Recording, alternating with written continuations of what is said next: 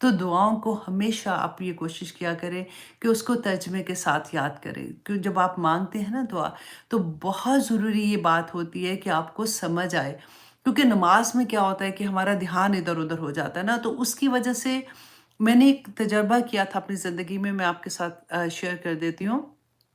کیونکہ رسول اللہ صلی اللہ علیہ وسلم کی وہ حدیث تھی نا کہ احسان کیا ہے، وہ جو جبریل علیہ السلام والی حدیث تھی کہ وہ آئے رسول اللہ کے پاس اور پوچھا کہ ایمان کیا ہے، اسلام کیا ہے، تو اس میں جب احسان کی بات کی تو انہوں نے کہا کہ وہ ایسے ہے کہ جیسے تم اللہ کو جب تم نماز پڑھ رہے ہو تو تم ایسے نماز پڑھو کہ اللہ تمہیں دیکھ رہا ہے، اور اگر یہ حالت نہیں ہوتی تو یہ تو سوچ لو کہ تم اللہ کو جیسے تم اللہ کو دیکھ رہے ہو، نہیں تو اللہ سبحانہ تعالیٰ تو تمہیں دیکھ ہی رہا ہے۔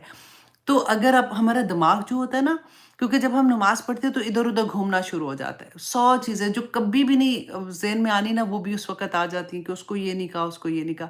تو دماغ کو اگر ایک آپ کام دے دیں گے نا، ایک پرابلم یہ ہوتی ہے کہ دماغ ایک ہی چیز پھر کر رہا ہوتا ہے۔ اگر آپ اس کو ایک ٹاسک دے دیتے ہیں کہ میں نے یہ دیکھنا ہے کہ اللہ سبحانہ تعالیٰ از واچنگ می، تو وہ خیال آپ اپنے پاس رکھو کہ اللہ سبحانہ تعالیٰ جو سامنے جب میں نماز پڑھ رہی ہوں نا مجھے دیکھ رہے ہیں۔ اب بلیو کرو کہ اس کے باوجود بھی مشکل ہوگی، بہت دفعہ خیال بھٹکے گا، واپس اسی پہ لے کے آئیں کہ نہیں اللہ سبحانہ تعالیٰ از واچنگ می، اللہ سبحانہ تعالیٰ از واچنگ می۔ تو نماز میں آپ دیکھیے گا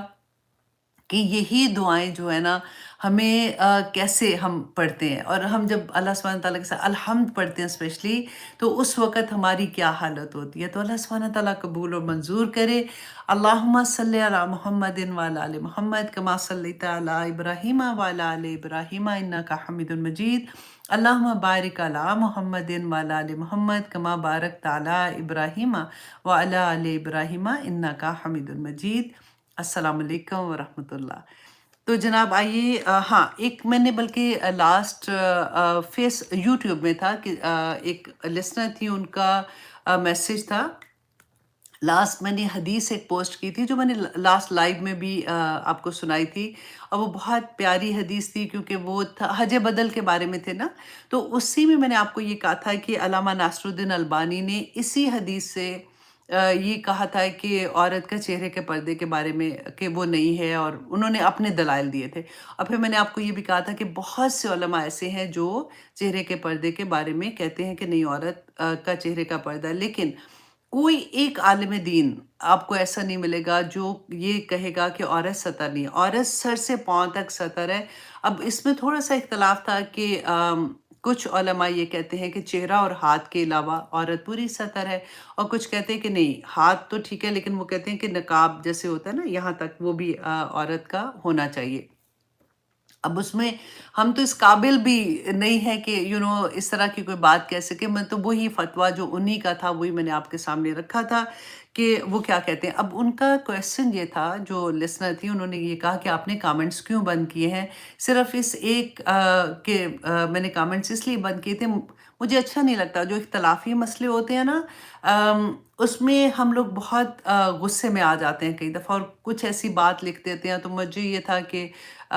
میں تو وہ چیز کہہ ہی نہیں رہی ہوں، میں تو ان کا ایک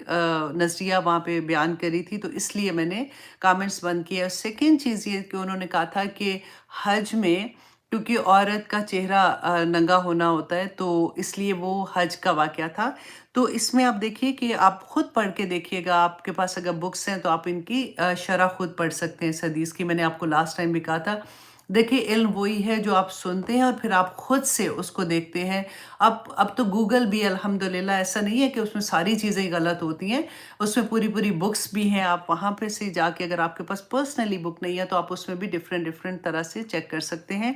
کہ ان کا یہ تھا کہ یہ سیم حدیث جو ہے یہ ترمذی میں حضرت علی سے بھی روایت کی گئی ہے، اور یہ سوال حضرت علی نے یہ کہا تھا کہ یہ سوال جو اس عورت نے کیا تھا یہ قربان گاہ میں پوچھا گیا تھا، جبکہ اللہ کے رسول صلی اللہ علیہ وآلہ وسلم رمی سے فارغ ہو چکے تھے۔ تو وہ حج والا ٹائم ان کا جو چہرے کا تھا نا کہ وہ تو اس میں تو پردہ نہیں کرتی ہیں، تو یہ اس کا جواب انہوں نے دیا تھا۔ واللہ عالم بالصواب، کیونکہ اللہ سبحانہ تعالیٰ بہتر جانتے ہیں۔ دیکھیں